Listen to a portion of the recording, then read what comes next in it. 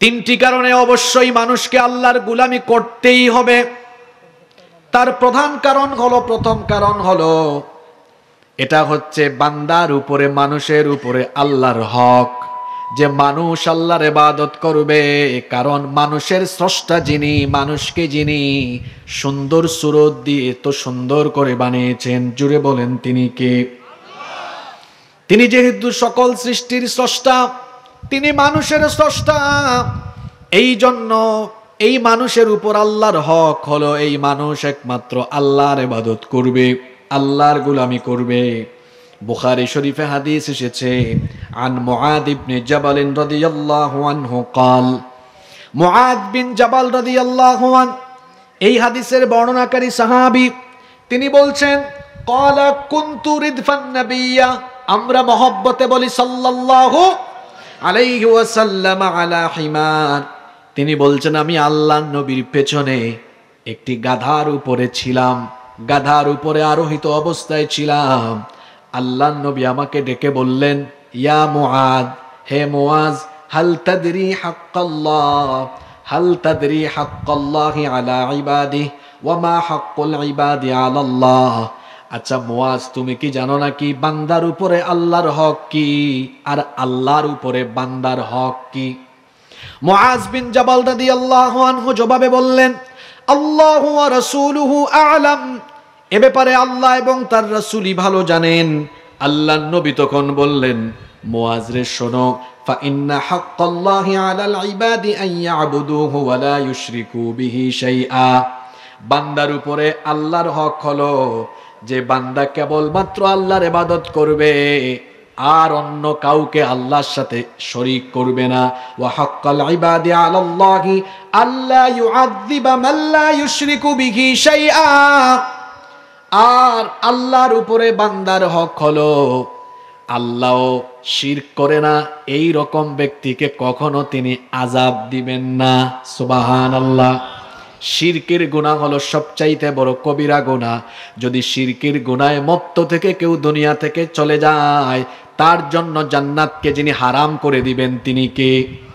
এজন্য আল্লাহ কোরআনে কারীমে বলেছেন, ইন্নাহু মান ইউশরিক বিল্লাহি ফাকাদ হারামাল্লাহু আলাইহিল জান্নাতা ওয়া মাওয়াহুন নার। নিশ্চয়ই যে ব্যক্তি আল্লাহর সাথে শিরক করে তার জন্য আল্লাহ তাআলা জান্নাতকে হারাম করে দিয়েছেন আর জাহান্নামকে তার জন্য অবধারিত করে দিয়েছেন। শিরকের আরেকটা কুফল হলো এরা আল্লাহর ক্ষমা থেকে বঞ্চিত হয়ে যায় এবং এদের সকল আমলগুলোকে যিনি বরবাদ করে দেন। গলার আওয়াজ বড় করে বলেন তিনি কি? আমাদের উপরে আল্লাহর হক হলো আমরা কেবলমাত্র ইবাদত করব কার? কারণ আমাকে আপনাকে বানিয়েছেন কে? আরো আস্তে বলেন, আমাকে আপনাকে বানিয়েছেন কে? আল্লাহ বানিয়েছেন, এজন্য আল্লাহরই ইবাদত করব। আল্লাহ এজন্য এটা কোরআনের শুরুতে শিখিয়ে দিয়েছেন, পড়ো। আল্লাহ শিখিয়ে দিলেন বান্দারে এভাবে বলো, ইয়্যাকা না'বুদু ওয়া ইয়্যাকা নাস্তাঈন। আমরা একমাত্র আপনার ইবাদত করি আর সাহায্য চাই কার কাছে? নাকি মাজারে টাজারে যান আপনারা? চিটাগাঙে কিন্তু মাজার আছে, আর বাংলাদেশে এমন এমন মাজার আছে আপনি শুনলে হাসবেন। এগুলা গুগল শরীফে সার্চ করবেন, দেখবেন আমার সব কথা মিলবে। গেদাসা, খেতাসা, বুদাইসা, টাকিসা, ল্যাংটাসা, তালা বাবা, পাগলা বাবা, ডাইল চাল বাবাও আছে। যেগুলা বলছি একটাও মিস নাই, সব গুগলে মিলায় দেখবেন, সব আছে। এমনকি গত 2 বছর আগে আমি ওই যে ফরিদপুরের পাশে রাজবাড়ি ওদিক দিয়ে যাচ্ছি, দেখি বিরাট বড় সাইনবোর্ড, সেখানে লেখা আছে জামাই পাগল বাবার দরবার শরীফ। আমি চিন্তা করলাম এত আশ্চর্যজনক নাম, একটু ছবি তুলি। এটা ছবি তুলে ফেসবুকে আমি আমার পেজে পোস্ট করে ক্যাপশন লিখেছি, আমি বাংলাদেশে এক জায়গায় জামাই পাগল বাবার দরবার পেয়েছি। জানি না বাংলাদেশে বউ পাগল কোনো দরবার টরবার আছে কিনা।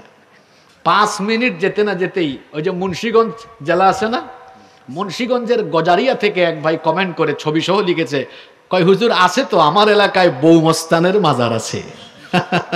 কি আজীব দেশে বাস করি আমরা। এরকম হাবিজাবি মাজার আছে না নাই?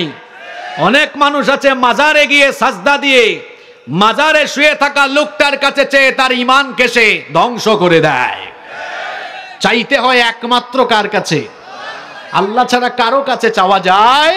ঈমান ঠিক করতে হবে। কেন আল্লাহর ইবাদত করতে হবে? এক নাম্বার পয়েন্ট বলেছি, এটা হলো মানুষের উপরে কার হক। হক মানে কি? অধিকার। হক মানে হলো নাম্বার 2। 2 নাম্বার, কেন মানুষ আল্লাহর গোলামি করবে? 2 নাম্বার কারণ হলো, এটা হচ্ছে মানুষকে সৃষ্টির উদ্দেশ্য। মানুষকে সৃষ্টির উদ্দেশ্যই হলো মানুষ ইবাদত করবে কার?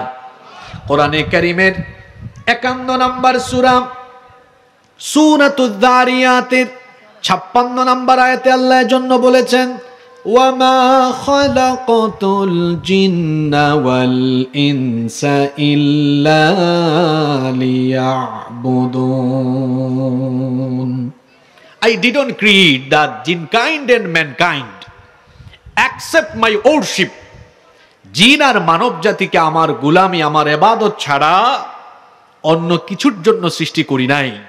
মানুষকে যে উদ্দেশ্যে সৃষ্টি করা হয়েছে, উদ্দেশ্য আল্লাহ আয়াতে বলেছেন, মানুষ একমাত্র কেবলমাত্র ইবাদত করবে কার? মানুষ কেন আল্লাহর ইবাদত করবে? 3 নাম্বার কারণ হলো, এটা হচ্ছে আমরুল্লাহ, এটা আল্লাহর অর্ডার, এটা আল্লাহর হুকুম, এটা আল্লাহর আদেশ। কোরআনে কারীমের 2 নাম্বার সূরা, সূরাতুল বাকারা এর 21 নাম্বার আয়াতে আল্লাহ তাআলা বলছেন, ইয়া আইয়ুহান নাসু উবুদু রাব্বাকুমুল্লাযী খালাকাকুম ওয়াল্লাযীনা মিন ক্বাবলিকুম লাআল্লাকুম তাত্তাকুন। ইয়া আইয়ুহান নাস, হে মানুষ, হে মানব জাতি, উবুদু রাব্বাকুম, তোমরা তোমাদের রবের ইবাদত করো। উবুদু আমরের সিগা, আল্লাহ বলেছেন ইবাদত করো, এটা আদেশ। কার ইবাদত? রাব্বাকুম, তোমাদের রবের। এবার পুরুষ মানুষের মতো গলার আওয়াজটা বড় করে বলেন তো দেখি, আমাদের রব যিনি তিনি কে? আল্লাহ আদেশ করছেন তোমরা তোমাদের রবের ইবাদত করো। কেন আল্লাহর ইবাদত করতে হবে? কারণ এটা আল্লাহর হুকুম। কোরআনে কারীমের অসংখ্য জায়গায় আল্লাহ এভাবে আদেশ দিয়েছেন। আর আল্লাহর এই আদেশগুলো আমরা কেমনে পেলাম? যুগে যুগে আল্লাহ তাআলা তার এই বাণীগুলোকে মানুষের কাছে পৌঁছে দেওয়ার জন্য যুগে যুগে তিনি পয়গাম্বার পাঠিয়েছেন। বলেন তো দেখি, সকল নবী রাসূলরা তাদের গোলামির দাওয়াত দিয়েছেন না আল্লাহর গোলামির দাওয়াত দিয়েছেন? আমরা কি নবীর গোলাম না আল্লাহর গোলাম? আমরা আল্লাহর গোলাম আর নবীর উম্মত, আমরা নবীর অনুসারী। একজন নবীর দাওয়াতের সাথে আরেকজন নবীর দাওয়াতের কোনো মিল ছিল না, ভিন্নতা ছিল না।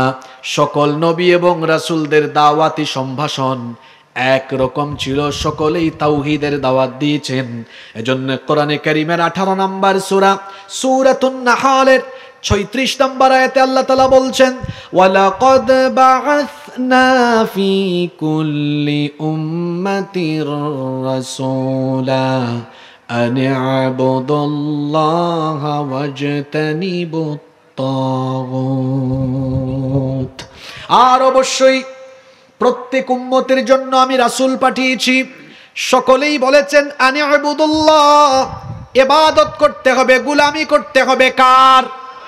কোরআনুল কারীমের 21 নম্বর সূরা, সূরাতুল আম্বিয়া এর 25 নম্বর আয়াতে আল্লাহ তাআলা আরো বলছেন, ওয়ামা আরসালনা মিন ক্বাবলিকা মির রাসূলিন ইল্লা নূহি ইলাইহি আন্নাহু লা ইলাহা ইল্লা আনা ফা'বুদুন। আল্লাহ তাআলা বলছেন, ও নবী, আমি আপনার পূর্বে যত রাসূল পাঠিয়েছি সকল রাসূলদের কাছে আমি একই রকমের ওহী বা নির্দেশ পাঠিয়েছি। সকলকেই বলেছি আমি ছাড়া আর কোনো মাবুদ নাই, আমি ব্যতীত আর কোনো উপাস্য নাই, এজন্য একমাত্র ইবাদত করো কার? আরো জোরে বলেন কার? আজকে যে সূরা বনী ইসরাঈলের 23 নম্বর আয়াত আমরা শুরু করলাম, এই আয়াতেও আল্লাহ একই কথা বলেছেন, ওয়াকাদা রাব্বুকা আল্লা তা'বুদু ইল্লা ইয়্যা, তোমার রবের পক্ষ থেকে আদেশ হয়েছে তিনি ছাড়া আর কারো ইবাদত করা। পিছনের ভাইরা ঘুমাই গেছেন নাকি? এবার আসেন, ইবাদত ইবাদত ইবাদত শুনতেছেন অনেকক্ষণ ধরে। এখন প্রশ্ন হলো, মা মা'নাল ইবাদাহ, ইবাদত বলতে আপনি কি বুঝেন? ইবাদত শব্দের অর্থ কি? মনোযোগ আছে আপনাদের? আপনারা তো মানুষকে নসিহত করেন না, সবাই কিন্তু ওয়াইজ এখানে। আপনারা তো বলেন, এই ইবাদত বন্দেগী ঠিকঠাক মতো করিস, বিপদে যাইস না। এই যে নসিহত করলেন, ইবাদত করিস, ইবাদত বলতে আপনি কি বুঝেন? ইবাদত মানে কি? ইবাদাহ, ইটস অ্যান অ্যারাবিক ওয়ার্ড, এটা তো আরবি শব্দ, এটার বাংলা কি বলেন তো? ইবাদত অর্থ কি? হ্যাঁ, অনেকগুলো অর্থ আছে, কিন্তু অ্যাপ্রোপ্রিয়েট অর্থ এখনো হয় নাই। আমাদের দেশে বেশ কিছু শব্দের অপব্যাখ্যা হয়েছে। যেমন বলি, বলেন তো দিন শব্দের অর্থ কি? দিন শব্দের এদিক থেকে একজন বলেছে, দিনাজপুর যে শিক্ষা দীক্ষার নগরী, এটা প্রমাণ হয়েছে আলহামদুলিল্লাহ। অনেক জায়গায় বলে দিন অর্থ ধর্ম, এটা ভুল। এখানে আলেমরা বসে আছেন, কামুস, অভিধান, ডিকশনারি খুললে দেখবেন আমি উলামাদেরকে সাক্ষ্য রেখে বলছি, দিন শব্দের অর্থ ধর্ম নয়। তো দিন শব্দের অর্থ যদি ধর্ম হয়, দেখি এটার অর্থ করেন মালিকি ইয়াউমিদ্দিন, এখানে দিন আসছে না? তো এটা অর্থ কি? দিন শব্দের অর্থ বিচার দিবস। এখন দিন অর্থ একটা না, কোরআনে দিন শব্দের প্রায় 20-এর অধিক অর্থ আছে। 20-এর অধিক, অনেক অর্থ আছে। এটি ব্যাপক অর্থবোধক শব্দ, কিন্তু দিন শব্দের মৌলিক অর্থ হলো জীবন ব্যবস্থা। দিন মানে ধর্ম নয়। গাজউল ফিকরি, বুদ্ধিবৃত্তিক যুদ্ধ চলছে পৃথিবীতে, এটা হলো তলোয়ারের চাইতে আরো ভয়াবহ যুদ্ধ। কি বুঝে ঠিক বলছেন আমি জানি না। বুদ্ধিবৃত্তিক যুদ্ধ হলো সেটা যে তলোয়ার দিয়ে যুদ্ধ না করে বুদ্ধি দিয়ে, জ্ঞান দিয়ে, শিক্ষা ব্যবস্থা ধ্বংস করে দিয়ে, অপসংস্কৃতি একটা জাতির ঘাড়ে চাপিয়ে দিয়ে গোটা জাতিকে সর্বনাশ করে ফেলা। এটা বাংলাদেশে চলছে, এটা বাংলাদেশে চলছে। যেমন কেমনে চলছে, আমার দেশেরই এক ক্লাসের পাঠ্য বইয়ে লেখা আছে, বাংলাদেশে 4 ধর্মের মানুষ বাস করে। বাংলাদেশের প্রধান 4টি ধর্ম হলো, বাংলাদেশে প্রধান 4টি ধর্ম রয়েছে, হিন্দু, ইসলাম, বৌদ্ধ, খ্রিস্টান। যারা বাংলা শিক্ষিত মানুষ, আপনারা বলবেন হুজুর এখানে অসুবিধাটা কি হয়েছে? ঠিকই তো আছে, এই বুদ্ধিভিত্তিক যুদ্ধটা আপনি বুঝেন নাই এখনো। এই কথাটা এইভাবে বলা উচিত হয় নাই, বলা উচিত ছিল বাংলাদেশে 4 ধর্মের মানুষ বাস করে, কিন্তু এখানে সংখ্যানুপাতের দিক থেকে প্রধান ধর্ম হলো ইসলাম, অতঃপর হিন্দু, অতঃপর খ্রিস্টান, অতঃপর বৌদ্ধ। না বলে কথাটা বলছে কিরকম দেখছেন? শুধু তাই না, আগে হিন্দু যে বলছে তা না, আবার আরেক কথা বলছে, প্রধান 4টি ধর্ম। ওগুলো কি প্রধান? জোরে বলেন, ওগুলো কি প্রধান? দিন শব্দের অর্থ ধর্ম নয়। ধর্ম মানে কি? যা কোনো বিষয় ধারণ করে, যেমন পানির ধর্ম ভিজিয়ে দেওয়া, আগুনের ধর্ম পুড়িয়ে দেওয়া। ইসলাম এই শব্দের অপব্যাখ্যা হয়েছে। কই ইসলাম অর্থ শান্তি, কোথায় পেয়েছেন আপনি? ইসলাম শব্দের মাদ্দা সিলমুন মানে শান্তি, কিন্তু ইসলাম শব্দের অর্থ শান্তি নয়। তাহলে ইসলাম শব্দের অর্থ কি? এটা কোরআন শরীফেই ব্যাখ্যা আছে। আল্লাহ জাতির পিতা, জাতির পিতা কে? এটাও কইতে পারলেন না। জোর করে জাতির ঘাড়ে কি জাতির পিতা চাপিয়ে দেওয়া যায়?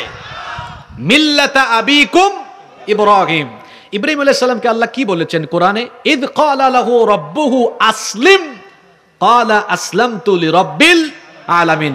ইব্রাহিম আলাইহিস সালামকে আল্লাহ বলেছেন, ইব্রাহিম তুমি আসলিম, আত্মসমর্পণ করো। তিনি সাথে সাথে বলেছেন আসলামতু লিরাব্বিল আলামিন, জগৎ সমূহের প্রতিপালকের কাছে আমি আত্মসমর্পণ করলাম। সুবহানাল্লাহ। ইসলাম মানে হলো সারেন্ডার করা, আত্মসমর্পণ করা। আত্মসমর্পণ করতে হয় কার কাছে? ঠিক এমনি ভাবে এই যে ইবাদত শব্দের মূল একটা অর্থ আছে, অভিধান খুলেন অনেকগুলো অর্থ পাবেন। আল ইবাদা ইয়ানি আত-তাআ, আয-যিল্লু, আল খুদুউ ওয়াল ইনকিয়াদ। ইবাদত মানে হচ্ছে নতজানু হওয়া, নত হয়ে যাওয়া, বিনয়ী হয়ে যাওয়া, আনুগত্যের মস্তককে অবনত করে দেওয়া। সংক্ষিপ্ত এক শব্দে যদি ইবাদতের অর্থ বলি, ইবাদত শব্দের এক শব্দের অর্থ হলো আনুগত্য। কথা বুঝলে একদম পিছন দিক থেকেও যেন আওয়াজ আসে, জুড়ে বলেন, ইবাদত শব্দের অর্থ কি? আনুগত্য। ইবাদত শব্দের অর্থ হচ্ছে আনুগত্য, আর ইবাদতের ভিত্তি হলো আনুগত্য। ইবাদতের ভিত্তি কি? আনুগত্য। এখন ইবাদত মানে বুঝেন, আল্লাহ বলেছেন আমি ছাড়া কারো ইবাদত করবে, তো ইবাদত মানে কি বুঝলাম? জোরে বলেন, ইবাদত মানে কি? আনুগত্য। এই আনুগত্যটা আগে হবে কার? রসুলের, এবং আল্লাহর রসুলের, এই দুইজনের আনুগত্য হবে। এবার আসেন, আমরা ইবাদত বলতে কি বুঝছি? আমরা ইবাদত বলতে মনে করি 5 ওয়াক্তের নামাজ একটা ইবাদত, রমজান মাসের রোজা ইবাদত, সামর্থ্য থাকলে যাকাত দেওয়া ইবাদত, সামর্থ্য থাকলে হজ করা ইবাদত, সামর্থ্য থাকলে মাহফিলে 50,000 টাকা কিছু দান দেওয়া, কিছু দান সদকা করা ইবাদত। ঠিক আছে, আপনাদের বুঝ, এগুলো সবই ইবাদত, কিন্তু শুধুমাত্র এগুলার নামই ইবাদত নয়। এগুলা সবই ইবাদত, কিন্তু এগুলোই শুধু ইবাদত না, এগুলোর বাহিরেও আপনি দৈনন্দিন যে 24 ঘন্টা সময় কাটান, ওই 24 ঘন্টা আল্লাহ এবং রসুলের আনুগত্য মোতাবেক কাটানোর নাম হলো। এখন আপনি যদি বলেন শুধুমাত্র নামাজ রোজা হজ যাকাত ইবাদত, তাহলে আমি আপনার কাছে পাল্টা প্রশ্ন করছি, বলেন তো 24 ঘন্টার মধ্যে 5 ওয়াক্তের নামাজ আদায়ে যে সময় ব্যয় হয়, এই সময়কে একসাথে করলে আনুমানিক কত সময় লাগতে পারে? 1 ঘন্টা। তো যদি শুধুমাত্র নামাজের নাম ইবাদত হয়, তো 1 ঘন্টা না হয় আপনি নামাজের মাধ্যমে আল্লাহর ইবাদত করলেন, নামাজের বাইরে এখনো বাকি আছে কয় ঘন্টা? ওই 23 ঘন্টা আনুগত্য হবে কার? এত আস্তে বললেন কেন? আনুগত্য হবে কার? এই আনুগত্যটা কেমনে হবে? আমি নামাজ থেকে বের হলাম, আমি ব্যবসা করব, কার হুকুম মেনে? এই যে আমি আল্লাহর হুকুম মেনে ব্যবসাটা করলাম, এটার নাম কি? ইবাদত। এটার নাম কি? আমি আমার বউয়ের সাথে কিভাবে চলাফেরা করছি, এটা কি আল্লাহর হুকুম মেনে করছি কিনা? অর্থাৎ আমি আমার বউয়ের সাথে সদাচার করি কিনা, ইনসাফ করি কিনা, যদি করি এটাও আমার। জোরে বলেন, এটাও আমার। এখন মাহফিলে না এসে চাইলে আড্ডা দিতে পারতেন না? আড্ডা দিলেন না, চিন্তা করেছেন যাই একটু কোরআন শুনি, সময়কে কাজে লাগালেন, এটাও আপনার ইবাদত। তার মানে নামাজের বাইরে বাকি 23 ঘন্টা আপনি যা করবেন ওইটা সব ইবাদত হবে। কখন? যখন আপনি আল্লাহর হুকুম আর রসুলের তরিকায় করবেন, তখন এটা ইবাদত হয়ে যাবে। সুবহানাল্লাহ। আচ্ছা, এখানে যুবক তরুণ ভাইয়েরা আছেন, আপনারা অনেকে নায়ক, গায়ক, খেলোয়াড়কে ফলো করেন। অনেকে আছে তার পছন্দের খেলোয়াড়ের চুলের কাটিং ফলো করে চুল রাখে, তার পছন্দের নায়ক বা গায়কের স্টাইল ফলো করে পোশাক পরিধান করে। আপনারা আমাকে বলেন তো, এই রকম পছন্দের নায়ক, গায়ক, খেলোয়াড়ের পোশাক আশাক, চাল চলন, চুলের কাটিং অনুসরণ করলে সওয়াব হয়? উল্টা আরো গুনাহ হয়। কিন্তু পৃথিবীতে একজন মহামানব আছেন, মুহাম্মাদুর রাসূলুল্লাহ সাল্লাল্লাহু আলাইহি ওয়াসাল্লাম। উনার মতো কথা বললে, উনার মতো বসলে, উনার মতো চললে, উনার মতো খাইলে, উনার মতো ঘুমালে, এক কথায় উনার পদ্ধতি ফলো করলে 24টা ঘন্টা ফেরেশতা আমলনামায় সওয়াব লিখতে লিখতে লিখতে লিখতে পুরো আমলনামাকে ভরপুর করে ফেলে। সুবহানাল্লাহ। তাহলে শুধুমাত্র 24 ঘন্টার 1 ঘন্টা নামাজে 5 ওয়াক্ত আদায় করলেই ইবাদত হয় না। যে আল্লাহর হুকুম মতো আমি নামাজ আদায় করি, সে আল্লাহর হুকুম মতো আমি আমার ব্যবসা প্রতিষ্ঠান পরিচালনা করি, যে আল্লাহর হুকুম মতো আমি রমজান মাসে রোজা রাখি, সে আল্লাহর হুকুম মতো আমি আমার বউকে, আমি আমার মেয়েদেরকে পর্দায় রাখি, যে আল্লাহর হুকুম মতো আমি যাকাত প্রদান করি, সে আল্লাহর হুকুম মতো আমি আমার সমাজ এবং রাষ্ট্রের বিচার ফয়সালা পরিচালনা করি, যে আল্লাহর হুকুম মতো আমি হজ করি, উমরা করি, সে আল্লাহর হুকুম মতো আমি যদি আমার দেশকে, সমাজকে আল্লাহর দেওয়া নির্দেশনা, রসুলের দেওয়া আদর্শ মোতাবেক পরিচালনা করি, তাহলে আমার যাবতীয় সবকিছু ইবাদত অর্থাৎ আল্লাহর আনুগত্যের ভেতরে পড়ে যাবে।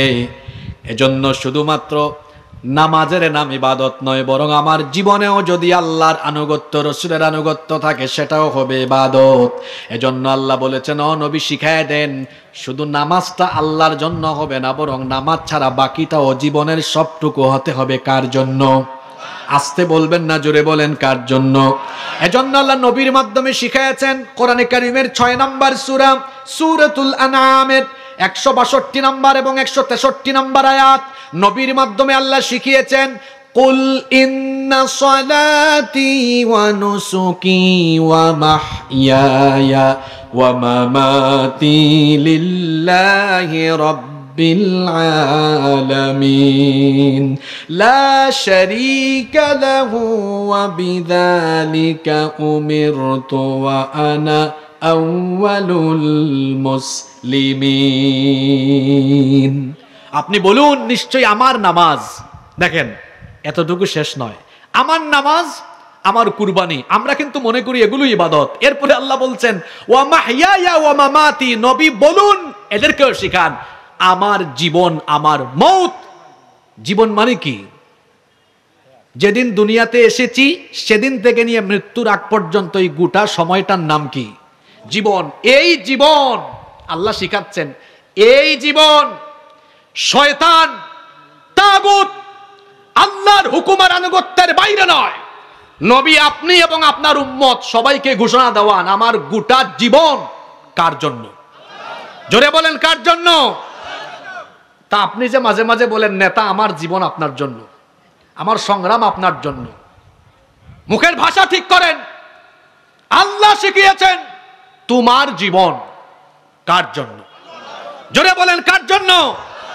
আমি তো আগেই বলেছি, যুবক ভাইয়েরা, তোমাদেরকে অনেকে টার্গেট করে, তার ক্ষমতায় যাওয়ার হাতিয়ার হিসাবে তোমাকে টার্গেট করে সামান্য জিলাপি, বিরিয়ানি, 500 টাকার নোট দিয়ে তোমাকে মোটরসাইকেলে শুডাউনে সামনে পিছনে ঘোরাইয়া তোমাকে চামচার মতো তারা ব্যবহার করতে চায়। তুমি কারো চামচা নও, কারো চামচামি করো না। তোমার এই তারুণ্য, তোমার এই যৌবন, তোমার এই ঘাম, তোমার এই শ্রম, তোমার এই রক্ত, এটা কোনো নেতা নেত্রীর জন্য নয়। যদি এটা খরচ করতে হয়, আল্লাহর জন্য খরচ করতে হবে।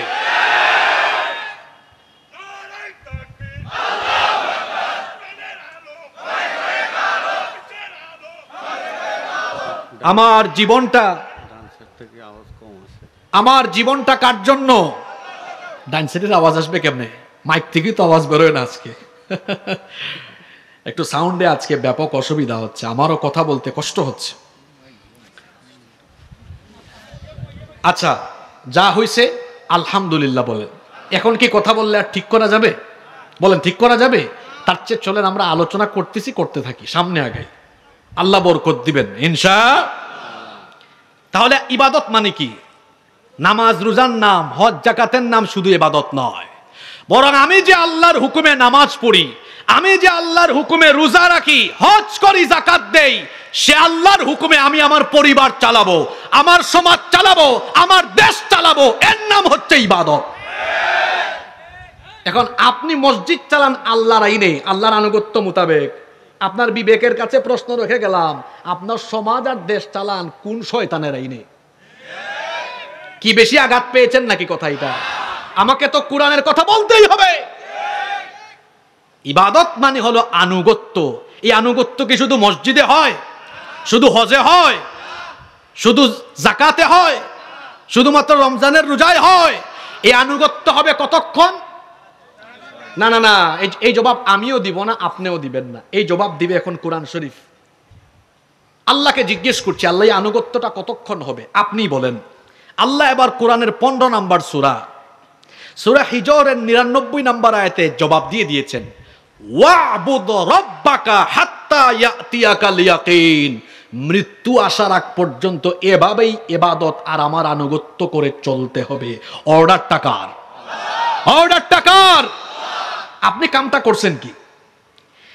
আপনি কোরআন শরীফকে ওয়াজের প্যান্ডেলে তুলে দিয়ে, আপনার এলাকার মসজিদের তাকে রেখে দিয়ে, মাদ্রাসার লাইব্রেরিতে রেখে দিয়ে, হাফেজি মাদ্রাসার রেহালের উপরে রেখে দিয়ে আপনার আদালতে ঢুকাইছেন মানুষের তৈরি করা আইন। আপনি আপনার সমাজ রাষ্ট্র চালানোর জন্য ঢুকাইছেন শয়তানের তৈরি করা, মানুষের তৈরি করা আইন। ব্যাপারটা হলো এমন যে আপনি মসজিদে আল্লাহর আইন মানেন, মাদ্রাসায় আল্লাহর আইন মানেন, মাহফিলেও মানেন, কিন্তু যেখানে মানতে গেলে আপনি চুরি বাটপারি করতে পারবেন না, সেখানে আপনি মানেন না। অথচ আল্লাহ তাআলা বলছেন এই কোরআন শুধু মসজিদ মাদ্রাসা পরিচালনার জন্য নয়। তাহলে কেন আমি দিয়েছি? শোনো, কোরআনে কারীমের 16 নম্বর সূরা সূরাতুন নাহলের 89 নম্বর আয়াতের শেষাংশে আল্লাহ বলেছেন, ওয়ানাজ্জালনা আলাইকাল কিতাবা তিবয়ানাল লিকুল্লি শাইইন ওয়া হুদান ওয়া রাহমাতান ওয়া বুশরা লিল মুসলিমিন। আর আমি আপনার কাছে এই কিতাব নাজিল করেছি তিবয়ানাল লিকুল্লি শাই, সকল জিনিসের সুস্পষ্ট বর্ণনা দিয়েছি। এই কোরআনে কেমনে চুরির বিচার করতে হবে আমি দিয়েছি, কেমনে ডাকাতির বিচার করতে হবে সেটাও দিয়েছি, কি করে অপরাধীর বিচার করতে হয়, আদালত চালাতে হয়, সেই ফৌজদারি দেওয়ানি দণ্ডবিধি কোরআনে আছে না নাই? কি করে অর্থনৈতিক ব্যবস্থাপনা পরিচালিত হবে সেই নীতিও দিয়েছি। যদি একেবারে সংক্ষেপে বলতে চাই তাহলে মূল কথা হলো সকল কিছু পরিচালনার যত নীতিমালা দরকার, সকল নীতিমালার মূল নীতি কোরআনের ভেতরে যিনি ঢুকায়া দিয়েছেন তিনি কে? এজন্য আল্লাহ কোরআনে কারীমের 6 নম্বর সূরা সূরাতুল আনআমের 38 নম্বর আয়াতের শেষাংশে বলছেন, মা ফাররাতনা ফিল কিতাবি মিন শাইইন সুম্মা ইলা রাব্বিহিম ইউহশারুন। মা ফাররাতনা ফিল কিতাবি মিন শাই, এই কিতাবে আমি কিচ্ছু বাদ দেই নাই, কিছুই বাদ দেই নাই, সব দিয়েছি। একবার একজন মাহফিলের পরে আমারে বলে, হুজুর আপনি যে আজকে ওয়াজ করছেন কোরআনে সব দিয়েছি। আমি এক রেস্টুরেন্টে চাকরি করি, সকালবেলা রুটি বানাই, আপনি বলেন তো কেমনে রুটি বানাইতে হয় এই কথা কোরআন শরীফে আছে না নাই? কেমনে রুটি বানাইতে হয় আছে না নাই? আপনাদের কি মনে হয় আছে নাকি এটা? হ্যাঁ আছে, আছে না? আছে তো, কি আপনাদের বিশ্বাস হয় না? তো ইমানে তো কমজোরি আছে, বলেন আছে না নাই? আছে, আছে, বলেন আছে না নাই? কোথায় আছে? আমি তারে বললাম, ভাই কোরআন এটার জবাব আছে, জবাবটা শোনান তো। আমি বললাম, ফাসআলু আহলা যিকরি ইন কুনতুম লা তা'লামুন, তুমি যদি কোনো জিনিস না জানো, যারা জানে তাকে জিজ্ঞেস করো। কথা বুঝেন নাই? তার মানে তুমি রুটি বানাইতে না জানলে যে রুটি বানাইতে জানে, কোরআন বলতেছে তার কাছে গিয়ে যে প্রশ্ন করে জেনে বুঝে শিখে নাও। এই উত্তরও কোরআনে আছে না নাই? সবই আছে কোরআনে। কোরআনের ফর্মুলা গ্রহণ করলে আমাদের লাভ না লস? জোরে বলেন লাভ না লস? আমাদের দেশ স্বাধীন হয়েছে কত বছর হয়েছে? 54 বছর। আমরা আজকে কোনো রাজনৈতিক কথা বলবো না, আমরা আজকে আমজনতার পার্টি, আমরা এখানে সবাই আজকে আমরা আমাদের নিজেদের লাভের কথা বলবো। রাজি আছেন আপনারা? আসেন আমরা আমাদের লাভ খুঁজে নেই। শুরুতেই আমাদের মা বোনদের কথা বলি। দেখেন 54 বছর দেশ স্বাধীন হওয়ার বয়স হয়েছে, এর মধ্যে 32 বছর দেশ শাসন করেছেন নারীরা। তার মানে আমার মা বোনরা আগায় আছেন। আর আপনারা কত বছর? 22। কত বছর? আপনারা পিছিয়ে আছেন না? তাও আপনারা একজন মিলে না, কয়েকজন মিল্লা 22 বছর, আর উনারা মাত্র কয়জন? 2 জনে 32 বছর। আমি 2 জনের কথাই বলতেছি। দেখেন তারা এট এ টাইম এমন ভাবে থেকেছেন যে সরকার দলীয় যিনি নেতা তিনি নারী, বিরোধী দলীয় নেতাও নারী, স্পিকারও নারী, শিক্ষামন্ত্রী নারী, স্বরাষ্ট্রমন্ত্রীও নারী। শুনেন আমি যে কথা বলতে চাচ্ছি এবার ওইটা শুনেন। তাইলে 54 বছরের মধ্যে 32 বছর নারীরা ক্ষমতা পরিচালনা করেছে, বড় বড় পদে থেকেছে। এবার আপনারা আমারে জবাব দেন তো, বাংলাদেশে কি ধর্ষণ বন্ধ হয়ে গিয়েছে? কলেজ বিশ্ববিদ্যালয়ে নারীদেরকে ইফটিজিং করা, শ্লীলতাহানি করা বাংলাদেশে একদম বন্ধ হয়ে গিয়েছে? আশ্চর্য কথা। 54 মধ্যে 32 বছর আপনারা মহিলারা দেশ চালাইলেন, আপনারা ধর্ষণও বন্ধ করতে পারলেন না, নারীর অধিকারও প্রতিষ্ঠা করতে পারলেন না। নারী এখনো বেজ্জত হয়, এখনো অপমানিত হয়। 32 বছর আপনারাই থাকলেন, মানুষের আইন দিয়া সমাজ দেশ চালাইলেন, নারীর ক্ষমতায়নের কথাও বললেন, কিন্তু কেউই নারী অধিকার প্রতিষ্ঠা করতে পারলো। বরং আমরা দেখেছি এই 54 বছরে মানুষের আইন চলতে চলতে আর নারীরা থাকতে থাকতে পরিস্থিতি এমন হয়েছে। আপনাদেরকে মনে করায় দেই, গত কয়েক মাস আগে মাগুরায় আমার এক ছোট্ট বোন, তার নাম আসিয়া। আসিয়ার কথা মনে আছে আপনাদের? আমার এই ছোট্ট বোনটিকে নির্মমভাবে নরপিশাচের দল ধর্ষণ করেছিল। হাসপাতালে আমার এই ছোট্ট বোনটা কয়েকদিন থেকেছে। এরপরে সে বড় কষ্ট পেতে পেতে দুনিয়া থেকে গিয়েছে। দেখি দেশের খবর আপনারা কি রাখেন বলেন তো। ওই ধর্ষকটা জীবিত এখনো আছে না নাই? এবার আমি যে কথা বলতে চাই সেটা বলছি। আমাদের দেশের আদালতে চলছে আল্লাহর আইন না মানুষের আইন? এবার কথা শুনেন, এ কোন আইন? যে আইন থাকার ফলে আমার ধর্ষিতা বোন কবরে চলে যায় আর ধর্ষক 7-8 মাস ধরে এখনো বেঁচে থাকে, এই আইনের মুখে আমি লাথি মারি। এ কেমন আইন যে আইন থাকার ফলে আমার ধর্ষিতা বোন কবরে চলে যায় আর ধর্ষকরা সেঞ্চুরি করার পরে ফুলের মালা নিয়ে রাস্তায় হাঁটে? এই আইনের মুখে আমি ঝাড়ু নিক্ষেপ করি।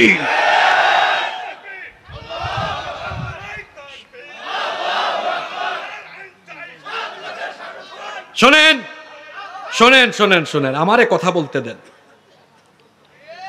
আমারে কথা বলতে দেন। এখন আল্লাহর আইন, আল্লাহর হুকুম আমাদের লাভের জন্য না লসের জন্য? আপনারা তো 32 বছর থেকেও পারেন নাই। আগামীকাল বলেন ধর্ষণের বিচার এখন সরাসরি কুরআন দিয়ে হবে। এই দেশে যতগুলো লুচ্চা আর বদমাশ আছে, এক বিচার দেখে সবাই তারের মতো সুদা হয়ে যাবে।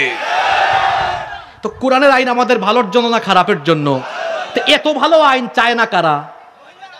না না না না, কে বলছে মহিলারা চায় না? আরে মিয়া, ইসলাম প্রতিষ্ঠায় আপনাদের অবদান বেশি না মহিলাদের অবদান বেশি? সর্বপ্রথম আপনারা পুরুষ মানুষরা বিরোধিতা করছেন আর মহিলারা সর্বপ্রথম ঈমান আনছে। আম্মাজান খাদিজা রাদিয়াল্লাহু, আপনারা প্রথমে বিরোধিতাই করছেন। আর ওইদিকে প্রথমেই একজন নারী সুমাইয়া রাদিয়াল্লাহু আনহা জীবন দিয়ে শহীদ হয়ে গিয়েছেন। সুবহানাল্লাহ। আপনারা মা বোনদের কথা বলতেছেন। মা বোনদের অবদান ইসলামে আপনাদের থেকে বেশি, সংসারেও তাদের অবদান আপনাদের থেকে বেশি। আপনারা এখন আমার সাথে একমত হবেন না, আমি জানি। পুরুষ মানুষ তো আপনারা বলবেন, হুজুর তাদের অবদান কেমনে বেশি হয়? সারাদিন মাঠে ঘাটে আমরা কাজ করি। তো জানতো, একটু 1 ঘন্টা রান্না করেন, পেঁয়াজ কাটেন, দেখবেন কেউ মারা লাগবে না, এমনি চোখে দিয়া পানি বাইর হয়ে যাবে। একটা সংসার, ওই যে বলা হয় না, সংসার সুখী হয় রমণীর গুণে। নারীদের অনেক অবদান। এজন্য যারা বিবাহিত নিজেদের স্ত্রীকে মহব্বত করবেন, কর্কশ ভাষী হবেন না। বউয়ের সাথে ভেজাল করবেন, ভেজাল আরো বাড়বে, চেহারাও নষ্ট হবে। তুমি বিয়ে করো না তো কি হয়েছে? চুপচাপ থাকো, অপেক্ষা করো, তোমার সময় আসলে এমনি বিয়ে করতে পারবা। তোমার আরো বড় দায়িত্ব, তোমার দায়িত্ব কঠিন। তোমাকে এখন শয়তান খুঁচাবে বেশি, ফেসবুকে ওইটারে ফ্রেন্ড রিকোয়েস্ট পাঠাও। তোমার দায়িত্ব বড় কঠিন। শয়তান চাইবে তোমারে হারাম রিলেশন করাতে, আর তুমি প্রতিনিয়ত শয়তানের সাথে জিহাদ করার জন্য প্রস্তুত থাকা লাগবে। যারা অবিবাহিত আছে এরা তো মিসকিন। মিসকিন কেন বললাম? এদের তো বউ নাই। তো এদের দায়িত্ব কম না বেশি?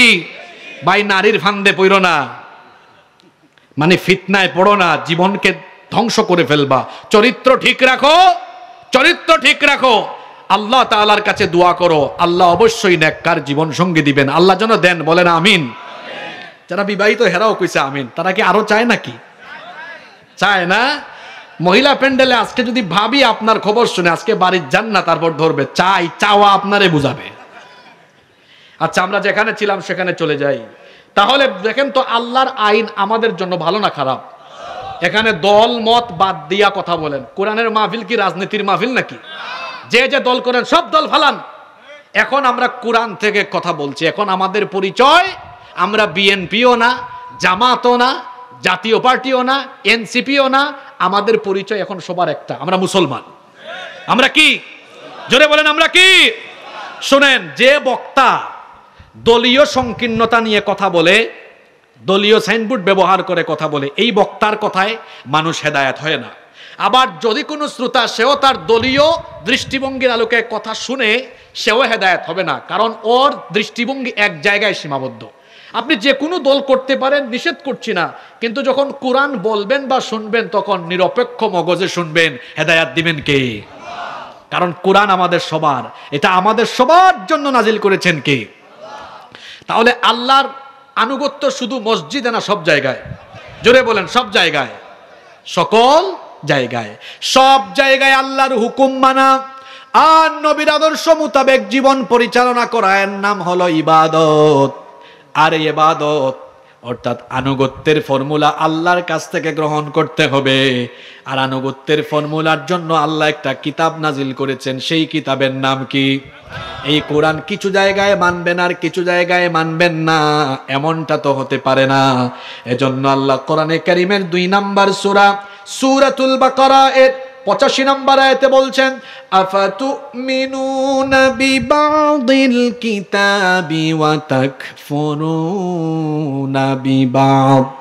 তোমাদের ঈমানের অবস্থা কি এমন নাকি যে তোমরা কোরআনের কিছু অংশ মানো, যেমন আকিমুস সালাহ, এটা মানো, আবার কোরআনে আল্লাহ বলেছেন আকিমুস সালাতের পাশাপাশি আল্লাহ বলেছেন আকিমুদ্দিন, দিন প্রতিষ্ঠা করো। এটা বললেই বলো না এই জায়গাটা মানতে পারবো না, আমার সমস্যা আছে। আল্লাহ বলেছেন তো কিছু জিনিস মানো আর কিছু জিনিস মানো না। তোমার ইমানের হালত যদি এমন হয়, বান্দারে শোনো পরিণতিটা তোমার জন্য কেমন হতে পারে। ফামা জাযাউ মান ইয়াফআলু যালিকা মিনকুম ইল্লা খিজয়ুন ফিল হায়াতিদ দুনিয়া ওয়া ইয়াউমাল কিয়ামাতি ইউরাদ্দুনা ইলা আশাদ্দিল আযাব ওয়া মাল্লাহু বিগাফিলিন আম্মা তা'মালুন। যদি তুমি এভাবে কোরআনের কিছু মানো আর কিছু না মানো, তাহলে দুনিয়ার জীবনকে লাঞ্ছনায় আল্লাহ ভরপুর করে দিবেন, আর আখিরাতে কঠিন শাস্তি যিনি ভোগ করাবেন তিনি কে? দুনিয়ার লাঞ্ছনা আর আখিরাতের আযাব থেকে আমরা বাঁচতে চাই কি চাই না? আরো জোরে বলেন, চাই কি চাই না? এজন্য মসজিদে আল্লাহর আইন যেমন মানবো, তেমনি মসজিদের বাইরে 24 ঘন্টা একমাত্র যার হুকুম মানব তিনি কে?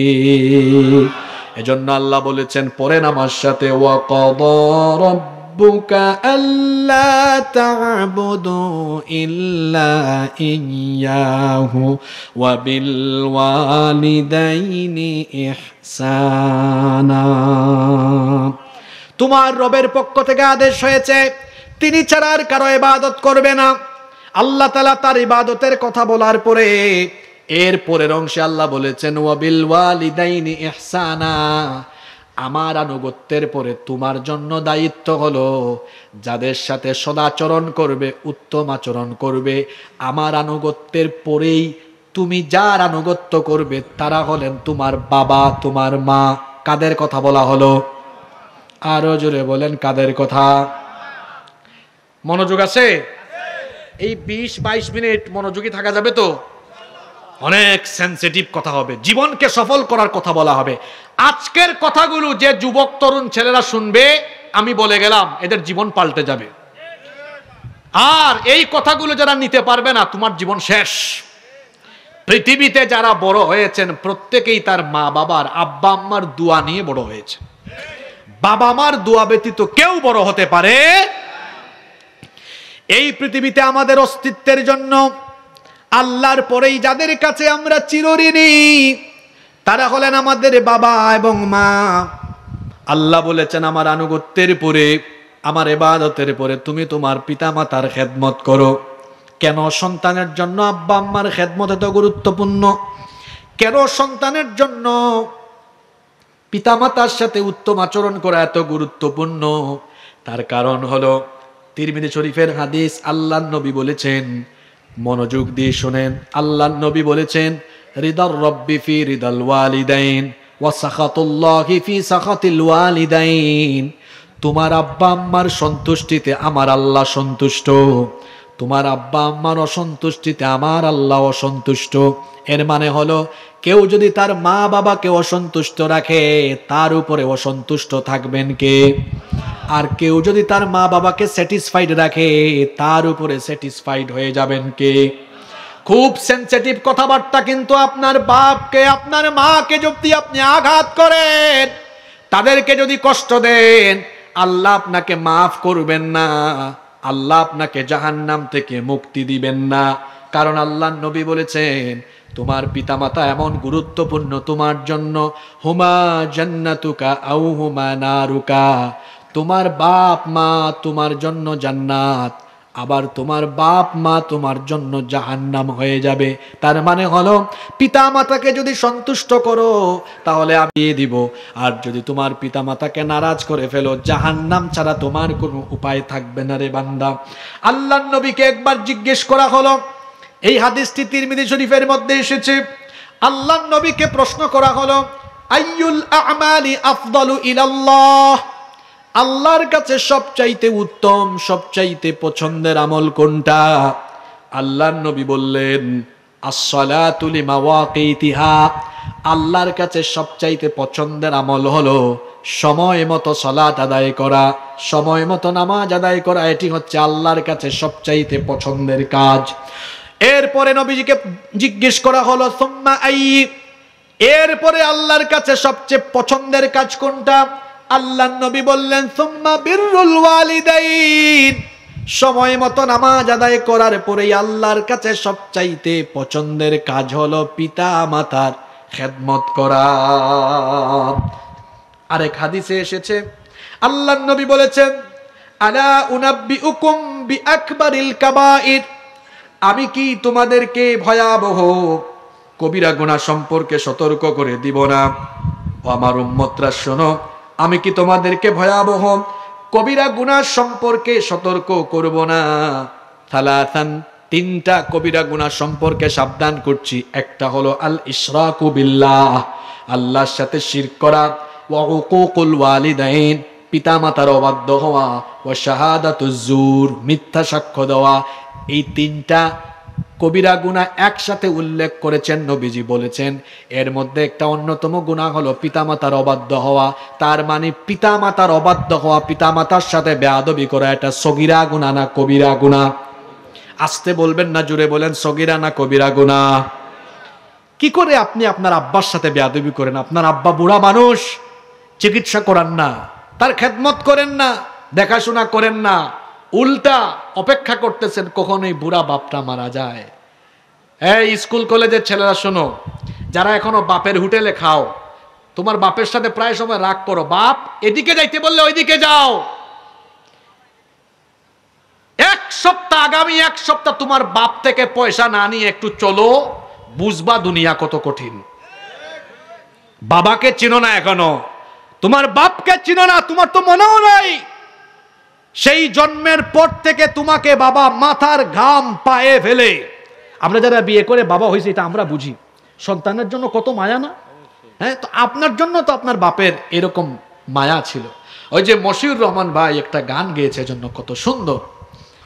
বাবা শুধু বাবা নয়, এক সৈনিক, খেটে যায় আজীবন সে তো দৈনিক, সংগ্রামী সে যে সংগ্রামী, খুব দামি সে যে খুব দামি। বাবা শুধু বাবা নয়, এক সৈনিক, খেটে যায় আজীবন সে তো দৈনিক, সংগ্রামী সে তো সংগ্রামী, খুব দামি সে যে খুব দামি। বাবা বাবা বাবা বাবা, থেমে যায় সব সব তবু সে তো থামে না, ঘেমে যায় দেহ তার সে তো ঘামে না।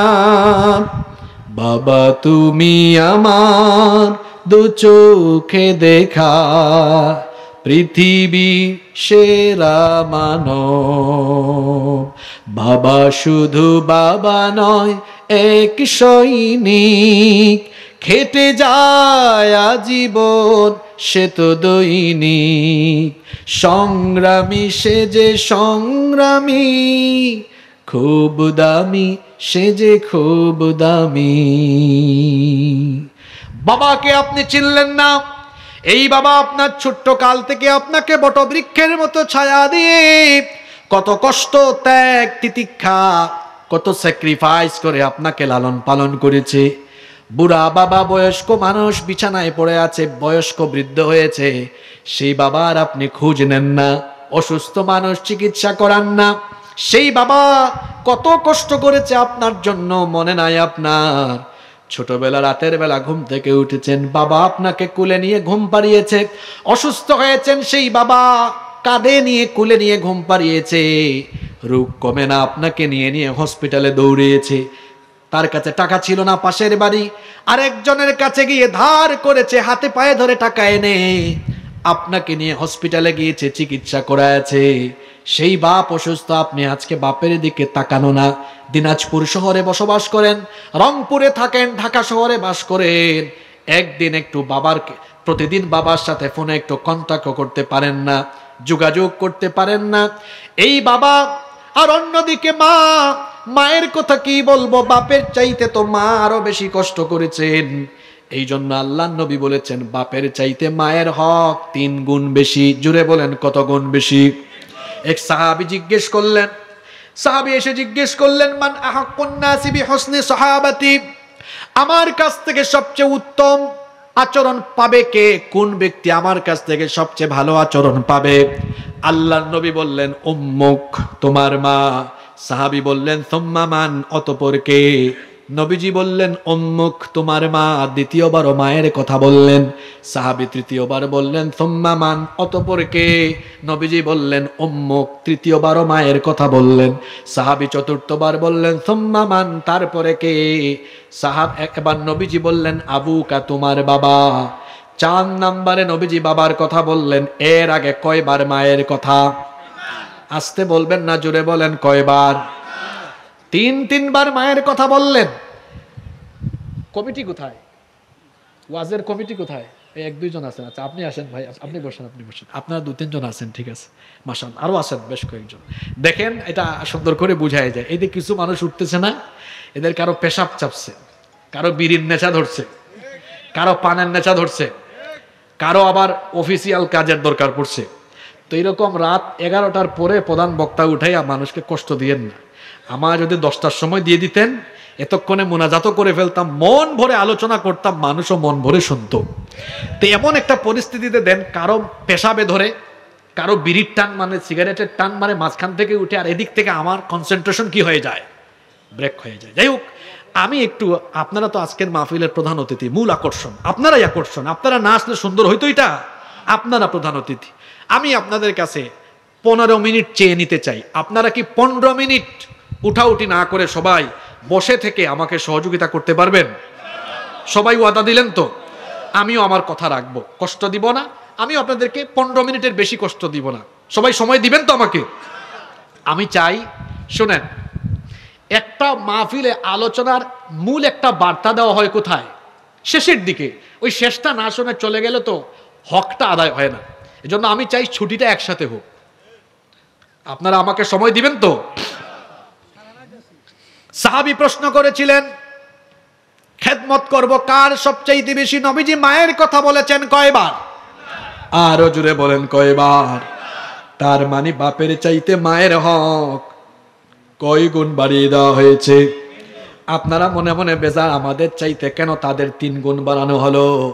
কারণ তারা 3টা কাজ, এমন 3টা কাজ করেছেন যেগুলো আপনারা কিয়ামত পর্যন্ত করতে পারবেন না।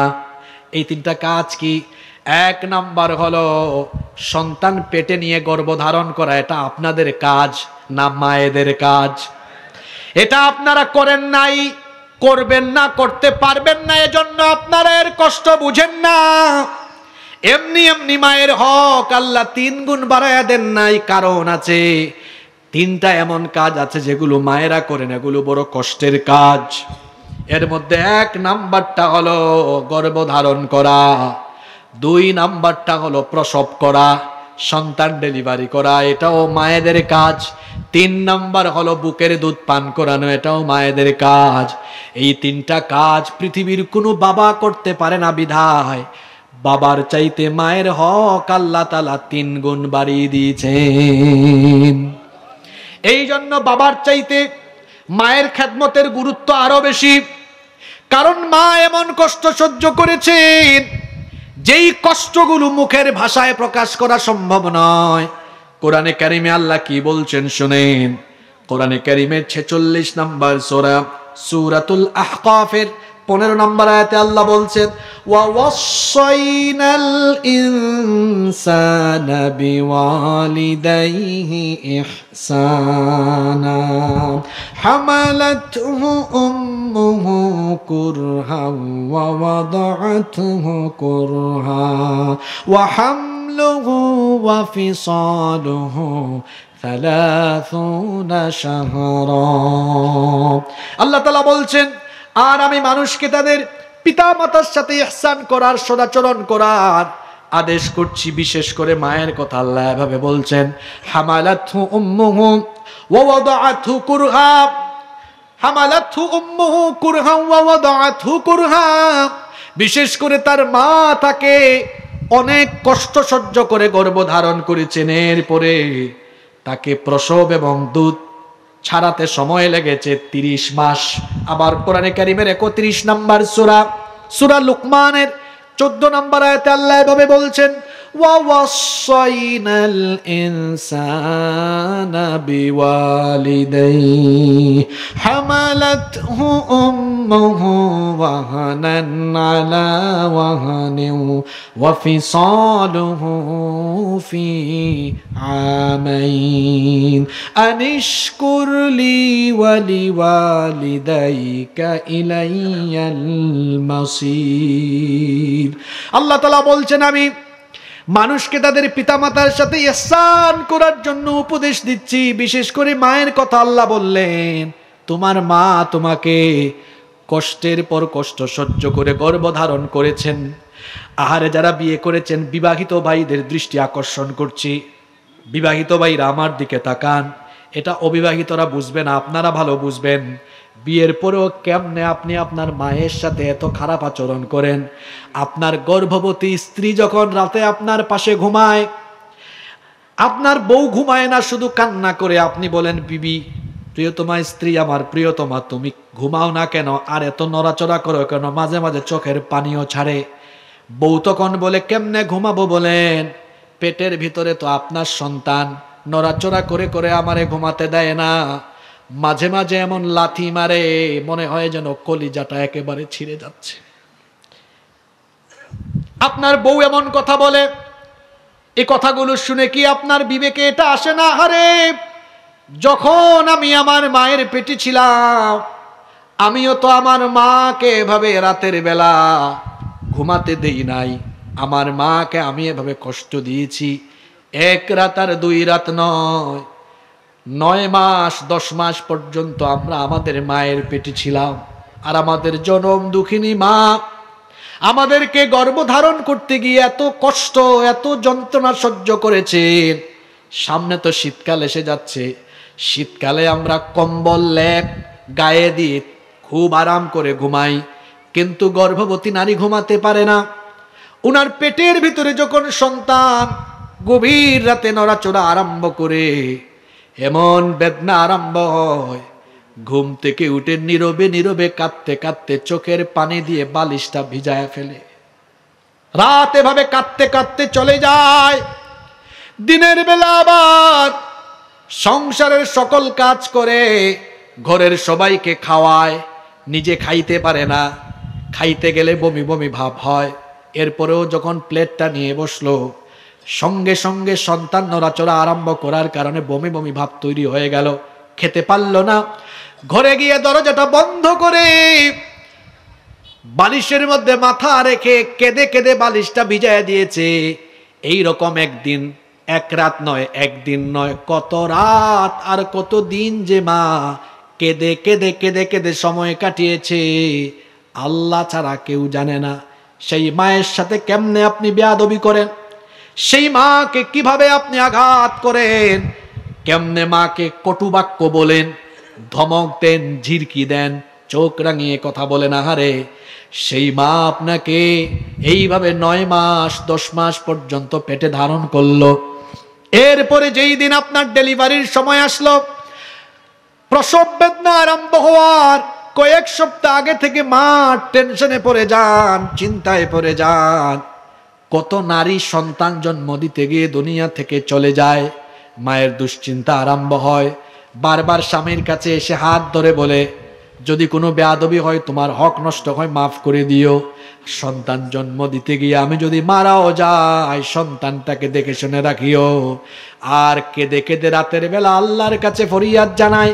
ডেলিভারির বেদনা, প্রসব বেদনা যখন আরম্ভ হয়, তখন ওই মা আপনার জন্য এত দয়া মায়া দেখিয়েছে, বারবার বলেছে, আল্লাহ 9টা মাস 10টা মাস আমি কষ্ট করে যে সন্তানকে আমি আমার পেটে ধারণ করেছি, এই সন্তান এখন দুনিয়াতে আসার সময় হয়েছে। এই সন্তানটাকে জন্ম দিতে গিয়ে যদি তোমার এই বান্দির মরণ হয়, তুমি আমাকে তোমার কাছে উঠায় আনিও, তারপরেও আমার সন্তানটাকে দুনিয়ার আলো বাতাস দেখাইও। এই মা যখন এবার ডেলিভারির রুমে চলে গেলেন, যখন তার প্রসব বেদনা আরম্ভ হয়ে গেল, এটা আপনারা কেমনে বুঝবেন বলেন? আপনারা তো পুরুষ মানুষ, আপনারাও বুঝবেন না, আমিও বুঝবো না। তবে এটা কিছুটা উপলব্ধি করা যায় মাঝে মাঝে হাসপাতালে লেবার রুমের কাছ দিয়ে গেলে। লেবার রুম যেখানে মহিলাদের ডেলিভারি হয়, সেই রুমের আশপাশ দিয়ে গেলে এত জোরে চিৎকার চেঁচামেচি শোনা যায়। চিকিৎসা বিজ্ঞানীরা বলেছেন, একজন মানুষ সর্বোচ্চ 20 থেকে 25 ইউনিট পর্যন্ত ব্যথা সহ্য করার ক্ষমতা তার আছে। কিন্তু আমার মা, আপনার মা, আমাদের প্রত্যেকের মা আমাদেরকে জন্ম দিতে গিয়ে 20 আর 25 নয়, 50 থেকে 55 ইউনিটের মারাত্মক বেদনা সহ্য করেছে। এত কষ্ট, এই যন্ত্রণা, এই কষ্ট কেমন এটা আমরা বুঝবো না। কেবলমাত্র গর্ভধারিণী মা আর আল্লাহ ছাড়া এটা কেউ বুঝবে না। এভাবে করে এত কষ্ট করে মা জন্ম দিলেন। জন্ম দেওয়ার পরেও আমার মায়ের কষ্টের শেষ হলো না। 2 বছর 2.5 বছর পর্যন্ত এই মা বুকের দুধ পান করিয়েছে, কখনো কোনোদিন রাগ করে নাই। এত ত্যাগ মা ছাড়া কে আর স্বীকার করতে পারে বলেন? এখন তো প্যাম্পাস বের হয়েছে, ডায়াপার বের হয়েছে, মহিলারা বাচ্চাদেরকে প্যাম্পাস পরায়, ডায়াপার পরায়। কিন্তু আমাদের আমলে তো এগুলা ছিল না। কাঁথা যে কতবার পাল্টাইতে হইতো। কোনোদিন মা রাগ করে নাই। রাতের বেলা মা বাচ্চাকে নিয়ে ঘুমিয়েছে, ডান পাশে বাচ্চা ছিল, পেশাব করে সেই ডান পাশ ভিজিয়ে দিয়েছে। মা দেখতেছে বাচ্চাটা ঘুমাইতে পারে না, এবার কাঁথা চেঞ্জ করে দিয়ে বাচ্চাকে বাম পাশে আনে। কিছুক্ষণ পরেই বাচ্চাটা বাম পাশেও পেশাব করে ভিজায় দেয়। এখন বাচ্চাটার পেশাবের উপরে ঘুমাইতে কষ্ট হবে। ডান পাশেও পেশাব করেছে, বাম পাশেও পেশাব করে ফেলেছে। বাচ্চাটাকে রাখবে কোথায়? মা তখন তার নিজের উষ্ণ জায়গাটা বাচ্চার জন্য ছেড়ে দেয়, নিজে পেশাবের জায়গায় গিয়ে ঘুমায়। কিছুক্ষণ পরে যখন ওই উষ্ণ জায়গাটাও পেশাব করে দিয়ে বাচ্চা ভিজায় দেয়, মা এবার দেখে রাত পুহাতে এখনো আরো 1-1.5 ঘন্টা 2 ঘন্টা বাকি আছে। বাচ্চাটা কোথায় ঘুমাবে? বাচ্চাটার যেন কষ্ট না হয় এই জন্য বাচ্চাটাকে মা তার বুকের উপরে আরাম করে ঘুম পাড়ায় দিয়েছে। এইভাবে করে কষ্টের পর কষ্ট।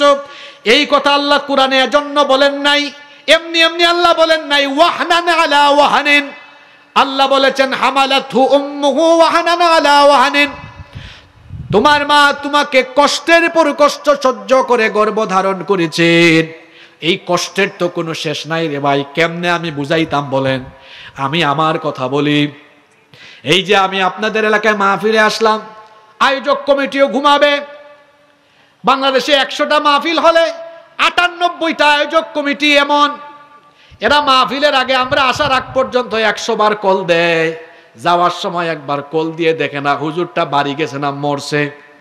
100 জনের মধ্যে 2 জন হয়তো খোঁজ খবর নেয়। আপনারাও খবর নেন না, আমাদের আশেপাশের অনেকে খবর নেয় না, কিন্তু একজন মানুষ আছে ঘুমায় না, বারবার ফোন দিয়ে খবর নেয়। তিনি হলেন মা। তিনি হলেন মা। বারবার শুধু ফোনে কল ঢুকে, বাবারে কোথায় আছো, রাস্তায় অসুবিধা হচ্ছে নাকি, টেনশন হয়, আমার তো ঘুম লাগে না। আপনারা বাড়ির বাইরে যান, ঢাকায় গেলেন, দিনাজপুর থেকে ঢাকায় গেলেন, ফিরতে যদি রাত হয় দেখবেন বাড়িতে কেউ আপনার জন্য অপেক্ষায় থাকবে না, সব ঘুমাইয়া শেষ। কিন্তু রাত 2টা বাজুক 3টা বাজুক বাড়িতে যখন আসবেন, এসে দেখবেন একজন মানুষ এখনো ঘুমায় নাই, না ঘুমায়া দরজার মধ্যে দাঁড়ায়া দাঁড়ায়া আপনার জন্য অপেক্ষা করে। সেই ব্যক্তিকে জোরে বলেন, সেই ব্যক্তিকে বেয়াদব ছেলে, সেই মার সাথে তুমি ধমক দিয়ে কথা বলো, দুনিয়া তোমার শেষ, তোমার আখিরাতও শেষ। মায়ের কথার উপরে কথাই বলা যাবে না, বাপের কথার উপরে কথা বলা যাবে না। এই হুকুমটা কার? এমনকি বাপ মা 2 জন যদি কাফেরও হয়, মা বাবা যদি কাফেরও হয়, এরপরেও তাদের সাথে সুন্দর আচরণ করতে হবে, কাফের হলেও তাদের সাথে বাজে আচরণ করা যাবে না।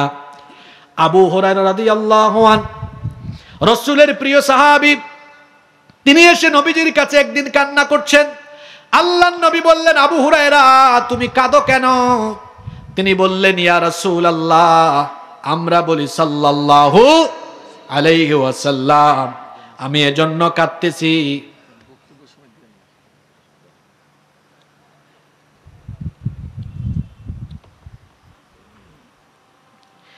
আদায় করতে করতে তো 11:30 বাজাইলেন, আরো আদায় করবেন নাকি?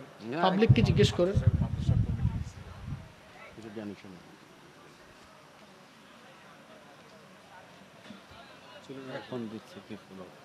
এটা দিছে মোনাজাতের আগে দিয়েন, আমি নাম বলে মোনাজাত করব, আর যারা দিবে দেখবেন মোনাজাতের আগে দিবে। এখন মানুষকে একটু একটু শুনতে দেন আপনারা। হ্যাঁ, আপনারা কথা বলেন না, অসুন্দর করেন না, সুন্দরভাবে আমরা শেষ করবো ইনশাআল্লাহ। কোথায় ছিলাম ভুলেও তো গেলাম। আবু হুরায়রা রাদিয়াল্লাহু আনহু নবীজির কাছে এসে কান্না করছেন। নবীজি বললেন, আবু হুরায়রা তুমি কাঁদো কেন? আপনার তো ওয়াদা রাখলেন না। হ্যাঁ,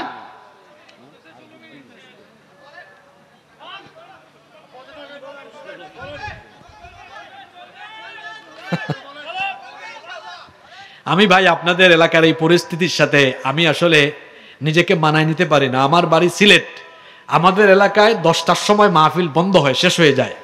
আর আপনাদের এলাকায় আমার এনে উঠাইছেন কখন? 11টায়। তা 2টা পর্যন্ত হইলে 2টা পর্যন্ত বসতো। আমি কি এখানে গীত গাই নাকি, কিচ্ছা করতেছি নাকি? হ্যাঁ, বক্তৃতা রেকর্ড হইতেছে না? কুরআন হাদিস ছাড়া অন্য কিছু আছে? তো আপনার এত খারাপ লাগে কেন? না, আমি তো গান পারি না, তাহলে গায়ককে দাওয়াত দিতে হবে। কোরআনের মাহফিল তো গান বাজনা আর আজান দেওয়ার জায়গা না। এটা কি আজান দেওয়ার জায়গা? অনেকে আছে আজান দেয় মাহফিলে বসে, একটু পর পর গান গায়। 3 মাস 4 মাস এই এলাকায় মানুষ কষ্ট করে টাকা উঠাইয়া ধান উঠাইয়া মাহফিলের আয়োজন করছে গান শোনার জন্য আর আজান শোনার জন্য নাকি? আজান তো ডেইলি 5 বার শুনে। এত বড় আয়োজন করে কেন? ঢাকা থেকে সিলেট থেকে বড় আলেম নিয়ে আসে কেন? যেন 1 ঘন্টা 2টা ঘন্টা শুধু কুরআন আর হাদিসের আলোচনা শুনে। যাই হোক, আপনারা আমাকে একটু ফিনিশিং করতে দেন, কষ্ট হয়ে যাচ্ছে আপনাদের, তাই না? কালকে আমি ঠাকুরগাঁও গেছিলাম। ঠাকুরগাঁও মিডিয়ার ভাইরা, ওরা আপনারা কি ছিলেন না ওখানে? 2 ঘন্টার উপরে সময় দিয়েছি। 3 পতন নীরবতা, একেবারে নীরব থেকে হাজার হাজার মানুষ আলোচনা শোনাচ্ছে, একটা মানুষ উঠেও নাই। কেন উঠবে? দিয়েছে কখন জানেন? 10টার আগেই উঠে দিছে। এই টাইমে আমি মানে মাহফিল শেষ করে অলরেডি পঞ্চগড়ের পথে ওইদিকে ঢুকে গেছি। তো আগে উঠাবেন, দেখবেন মানুষও আগে যাবে, মানুষ শুনবেও, মানুষ খোরাক নিয়ে বাড়ি যাবে ইনশাআল্লাহ। আর আমি মাহফিলে আবুল তাবুল কথা বলি না। কেন বলবো? আমি তো আসার আগে পড়ালেখা করে আসি। আমি যা বলবো এখানে আমার পয়েন্ট নোট করা আছে। আমি কিছুক্ষণ এই লাইনে কিছুক্ষণ ওই লাইনে যাব না। আমি এখানে আসার আগে কয়েক ঘন্টা লেখাপড়া করে আসছি যে এই পয়েন্টে মানুষকে এই মেসেজ দিব। তো আমার তো এর বাইরে যাওয়ার সময় নাই, সুযোগও নাই আমার। আমি তো যা বলবো বলে এসেছি, তার 50 ভাগ শেষও করতে পারি না এখন। কিন্তু আপনি আমার পরিবেশটাকে ঠিক রাখতে দিলেন না। সঠিক সময় দিবেন, শেষও হবে, সুন্দর হবে, মানুষও খোরাক নিয়ে যাবে। যাই হোক, আল্লাহ তাআলা আমাদেরকে বুঝদান করেন যেন আগামীতে আমরা আরো সুন্দর করতে পারি। বলেন আমিন। তো আবু হুরায়রা কান্না করছেন। নবীজি বললেন, কাঁদো কেন? মা মেরেছেন। নবীজি বললেন, মা মেরেছেন এই কারণে তুমি আমার কাছে অভিযোগ করতে এসেছো নাকি? তোমার মা মারছেন, আমার কিছু করার নাই। আবু হুরায়রা রাদিয়াল্লাহু আনহুর মা কাফেরা ছিলেন। তিনি বললেন, আমি তো বিচার দেওয়ার জন্য আসি নাই, তো কেন এসেছো? আপনি একটু দোয়া করেন আমার মাকে যেন আল্লাহ হেদায়াত দেন। সংক্ষিপ্ত করে বলতেছি, আল্লাহর নবী দোয়া করেছেন, হেদায়াতও দিয়েছেন। এই হাদিসটা এজন্য বলতে চেয়েছিলাম, আল্লাহর নবী আবু হুরায়রা রাদিয়াল্লাহু আনহুকে বলেছেন, মা যদি কাফেরা হয়, বাপ যদি কাফের হয়, তাদের সাথে উত্তম আচরণ করার আদেশ দিয়েছেন কে? আল্লাহ তাআলা বলেছেন, ওয়া সাহিবহুমা ফিদ দুনিয়া মারুফা। দুনিয়াতে ভালো আচরণ করতে হবে। বিশেষ করে মা বাবার বার্ধক্যের কথা আল্লাহ এই আয়াতে বলেছেন, যে আয়াত নিয়ে আলোচনা করছি অগোছালো ভাবেই শেষ করছি আজকে। ইম্মা ইয়াবলুগান্না ইনদাকাল কিবারা আহাদুহুমা আও কিলাহুমা ফালা তাকুল লাহুমা উফফিন ওয়ালা তানহারহুমা ওয়া কুল লাহুমা কওলান কারীমা। পিতামাতার একজন অথবা উভয়জন যদি বার্ধক্যে উপনীত হয়ে যায়, বার্ধক্য বয়সে মানুষ দুর্বল হয়ে যায়, এজন্য আল্লাহ দুর্বল কালের কথা উল্লেখ করে বললেন, ফালা তাকুল লাহুমা উফ। বিরক্ত হয়ে উফ শব্দ পর্যন্ত উচ্চারণ করো না। তাদের সাথে রাগ করে কথা বলো না। ওয়ালা তানহারহুমা, ধমকও দিও না। আমরা বললাম, আল্লাহ তাহলে কেমনে কথা বলবো? আল্লাহ শিখিয়ে দিলেন, ওয়া কুল লাহুমা কওলান কারীমা। সম্মানজনক ভাষায় তোমার বাবা মার সাথে তুমি কথা বলো, আর তাদের জন্য দোয়া করো। দোয়াটাও আল্লাহ শিখিয়ে দিলেন, ওয়াখফিদ লাহুমা জানাহাল যুল্লি মিনার রাহমাতি ওয়া কুর রাব্বিরহামহুমা কামা রাব্বায়ানি সগীরা। দয়া পরবেশ হয়ে তাদের জন্য রহমতের ডানা বিছিয়ে দাও, আর দোয়া করো, হে আল্লাহ, আমার বাবা মা আমাকে যেভাবে ছোট্টকালে আদর স্নেহ মমতা ভালোবাসা দিয়ে লালন পালন করেছে, এই বার্ধক্য বয়সে কিংবা দুনিয়া থেকে যাওয়ার পরেও আমার মা বাবাকে তুমি এইভাবে করে তোমার রহমতের কুলে লালন পালন করো। বলেন আমিন। এই দুইটা আয়াতের সংক্ষিপ্ত তাফসীর থেকে আমরা কি কি বার্তা পেলাম, আজকে শিক্ষা কি কি পেলাম, আসেন আমরা 2 মিনিটে বের করি। এক, প্রথম শিক্ষা আমরা পেয়েছি, আজকে ইবাদতের অর্থ জেনেছি। ইবাদত মানে হলো কি? আনুগত্য। 2 নম্বর বার্তা পেয়েছি, শুধু নামাজ রোজা হজ যাকাত আনুষ্ঠানিক ইবাদতের নাম ইবাদত নয়, বরং 24টা ঘন্টা আল্লাহর হুকুম মেনে প্রত্যেকটা সেক্টর আল্লাহর বিধান মতো পরিচালনার নাম হলো ইবাদত। 3 নম্বর শিক্ষা আজকের আলোচনা থেকে পেয়েছি, এই কোরআন শুধু মসজিদে মানলে হবে না, মসজিদের বাইরে সব জায়গায় হুকুম চলবে কার? 4 নম্বর শিক্ষা আমরা পেয়েছি, আল্লাহর আনুগত্যের পরে যাদের খেদমতের হুকুম আল্লাহ দিয়েছেন, এবং আল্লাহ তাআলা তার ইবাদত যে আয়াতে ফরজ করেছেন ওই আয়াতে মা বাবার আনুগত্যকে ফরজ করে দিয়েছেন। সুবহানাল্লাহ, এটা কত বড় কথা। 5 নম্বর শিক্ষা হলো, পিতামাতা এমন সেনসিটিভ, মা বাবাকে কষ্ট দিলে নামাজ রোজা হজ যাকাত মাহফিলে 1 লাখ টাকার সদকাও শেষ, নষ্ট, বিনা হিসাবে জাহান্নাম, বিনা হিসাবে। এজন্য বাবা মাকে কষ্ট দেওয়া যাবে না।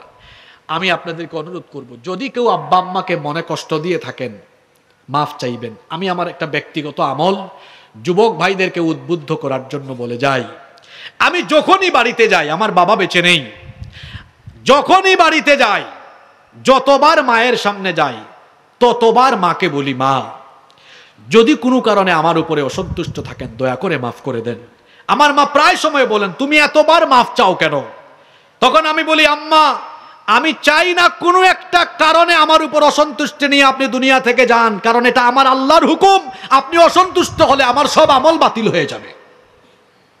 বাবা মা যাদের আছেন, ভাই একটু রাতের বেলা রুমে গিয়া বলেন, বাবা আপনার মাথাটা টিপে দিই, পাটা টিপে দিই, ঘুম পাড়াই। ছোটবেলায় আপনারে ঘুম পাড়াইছে কে? আপনার বাবা মা। আপনি আপনার বাবা মাকে ঘুম পাড়ান। কয়জন ভাই এখানে আছেন আমি জানি না, যে রাতে বাসায় থাকলে মা বাবাকে ঘুম পাড়ায় তারপরে ঘুমান?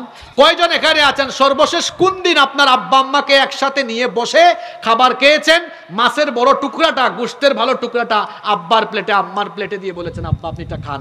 সর্বশেষ কবে করেছেন মনে করে দেখেন। সর্বশেষ কবে আপনি বাজার থেকে ফল এনে লুকাইয়া আব্বার আম্মার রুমে গিয়ে বলেছেন আপনার একটু মুখে তুলে খাওয়ায় দেই? আপনি তো ছোটবেলা আমারে কত মুখে তুলে খাওয়াইছেন। মা বাপ বলবেন দরকার নাই দরকার নাই, কিন্তু খাওয়ায় দেন। মা বাপ খাবে আর মনে মনে বিড়বিড়িয়ে বলবে আল্লাহ আমি আমার ছেলেটার উপর খুশি হয়েছি, তুমিও তার উপর খুশি হয়ে যাও। সুবহানাল্লাহ। দুনিয়া আখিরাত আপনার সফল হয়ে যাবে। অনুরোধ করে যাচ্ছি, অনুরোধ করে যাচ্ছি, আম্মাকে যারা আঘাত দিবে, কষ্ট দিবে, দুনিয়াও বরবাদ হয়ে যাবে, আখিরাতও বরবাদ হয়ে যাবে।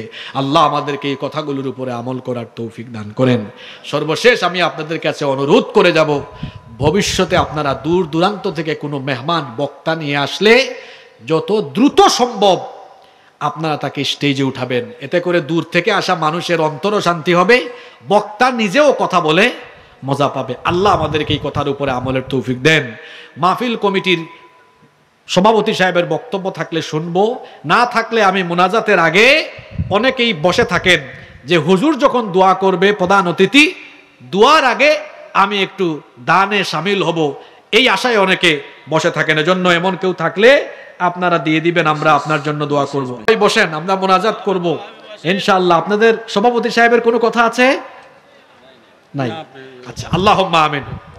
আলহামদুলিল্লাহি রাব্বিল আলামিন والصلاة والسلام على أشرف الأنبياء والمرسلين ربنا ظلمنا أنفسنا وإن لم تغفر لنا وترحمنا لنكونن من الخاسرين رب العالمين। সেই বিকেল থেকে সন্ধ্যা থেকে নিয়ে গভীর রাত হয়ে গেল, তোমার অসংখ্য বান্দা বান্দিরা এখানে এখনো বসে আছেন, দুনিয়াবি কোনো স্বার্থে নয়, শুধুমাত্র তোমার সন্তুষ্টির জন্য, তোমার কালামে পাকের আকর্ষণে এখানে ছুটে এসেছেন। এই গভীর রাতে আমরা যারা হাত তুলেছি, কম হোক বেশি হোক, জীবনে সবাই আমরা গুনাহ করে ফেলেছি। মাবুদ গো, আমরা জানি আমাদের গুনাহের পরিমাণ অনেক বেশি, কিন্তু আমরা এটাও জানি আমাদের গুনাহের চাইতে তোমার দয়ার পরিমাণ আরো বহু গুণে বেশি। আল্লাহ, আমাদের গুনার দিকে না তাকিয়ে তোমার রহমতের দিকে দৃষ্টিপাত করে তোমার গফফার নামের খাতিরে আমাদের জীবনের ছোট বড় জানা অজানা যত গুনাহ আছে, দয়া করে সব গুনাহ তুমি মাফ করে দাও। রব্বুল আলামিন, আমাদের স্ত্রী সন্তান পরিবারের সবাইকে মাফ করে দাও। এখানে দেখতে পাচ্ছি দাড়ি পাকা আমার অনেক মুরব্বী বাবারা এসেছেন, এত রাত পর্যন্ত তারা বসে আছেন। আল্লাহ, আমার এই বাবাদের জীবনের গুনাহ খাতা তুমি মাফ করে দাও, তাদেরকে মাসুম বানায়া বাড়ি ফিরাইয়া দাও। আমার এই বয়স্ক বাবাদেরকে ইমানি জিন্দেগি তুমি দান করে দাও। অসংখ্য যুবক ভাইদেরকে সামনে বসা দেখতে পাচ্ছি, আল্লাহ আমার এই যুবক তরুণ ছাত্র ভাইদেরকে তুমি মাফ করে দাও। আমার এই ভাইগুলোকে তুমি শয়তানের ওয়াসওয়াসা থেকে হেফাজত করো। মহিলা প্যান্ডেলে দূর দূরান্ত থেকে ছুটে এসেছেন হাজার হাজার মা বোনেরা, দান সৎকায় তারাও শামিল হয়েছেন। আল্লাহ, আমার মা বোনদেরকে তুমি মাফ করে দাও, তাদের প্রত্যেককে আবেদা সালেহা কানেতা বানিয়ে দাও। পর্দা, তাদেরকে পর্দায় থাকার তৌফিক দাও, পরহেজগার মুত্তাকি বানায়া দাও। রব্বুল আলামিন, আমাদের আব্বা আম্মাকে মাফ করে দাও, আমাদের আত্মীয় স্বজন যারা কবরে চলে গিয়েছেন মাফ করে দাও। এই কৃষ্ণচন্দ্রপুর চিরির বন্দর এলাকায় কবরস্থানে যত মুর্দেগান শায়িত আছেন, আল্লাহ সবার কবরকে জান্নাতের বাগান বানিয়ে দাও। রব্বুল আলামিন, আমাদের মধ্যে যারা অসুস্থ তাদেরকে শিফা দান করে দাও, আমাদের অভাব অনটন দূর করে দাও, ফসলের মাঠে ফসলে বরকত বাড়িয়ে দাও, রিজিকের মধ্যে বরকত দিয়ে দাও। যারা বেকার আছেন কর্মসংস্থানের ব্যবস্থা করে দাও। এত এত ছাত্ররা মাহফিলে এসেছে, তাদের মেধার মধ্যে জেহেন শক্তিতে আল্লাহ তুমি তাদের জেহেন শক্তি বৃদ্ধি করে দাও। স্কুল কলেজ মাদ্রাসার স্যারেরা উস্তাদেরা এসেছেন, আল্লাহ সবার ইজ্জত সম্মান বাড়িয়ে দাও। আমার ডানে বামে অনেক গুরুত্বপূর্ণ মেহমানরা বসে আছেন, বিশিষ্ট ব্যক্তিরা বসে আছেন, আল্লাহ তাদেরকে তুমি মাফ করে দাও, তাদের ইজ্জত সম্মান বাড়িয়ে দাও। এই মাদ্রাসা দারুল হাদিস রহমানিয়া হাফেজিয়া মাদ্রাসা এবং এতিমখানাকে আল্লাহ তুমি কবুল করে নাও। এই মাদ্রাসার সম্মানিত সভাপতি, সেক্রেটারি, কোষাধ্যক্ষ, অন্যান্য দায়িত্বশীল যারা আছেন আল্লাহ সবাইকে তুমি মাফ করে দাও। মাদ্রাসার সম্মানিত মুহতামিম সাহেব, সম্মানিত আসাতেজায়ে কেরাম যারা আছেন সবাইকে মাফ করে দাও। মাদ্রাসার ছাত্রদেরকে কবুল করে নাও। এই মাদ্রাসার যত অভাব অনটন আছে আল্লাহ দূর করে দাও।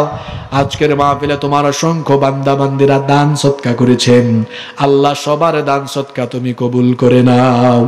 দূর দূরান্ত থেকে যারা মাহফিলে এসেছেন আল্লাহ তাদেরকে নিরাপদে বাড়ি ফিরে যাওয়ার তৌফিক দান করে দিও। মিডিয়ার অনেক ভাইয়েরাও দূর দূরান্ত থেকে ছুটে এসেছে, গভীর রাতে বাড়ি ফিরবে, আল্লাহ রাস্তাঘাটে তুমি তাদের হেফাজত এবং নিরাপত্তা দানকারী হয়ে যাও। আল্লাহ রাস্তাঘাটে তুমি আমাদের হেফাজতকারী হয়ে যাও। সাল্লাল্লাহু তাআলা আলা খায়রি খালকিহি মুহাম্মাদিন ওয়া আলিহি ওয়া আসহাবিহি আজমাইন বিফদলি সুবহানা রাব্বিকা রাব্বিল ইজ্জাতি আম্মা ইয়াসিফুন ওয়া সালামুন আলাল মুরসালিন ওয়ালহামদুলিল্লাহি রাব্বিল আলামিন ওয়া জাআল আখিরা কালামিনা ইনদাল মাউতি লা ইলাহা ইল্লাল্লাহু মুহাম্মাদুর রাসূলুল্লাহ।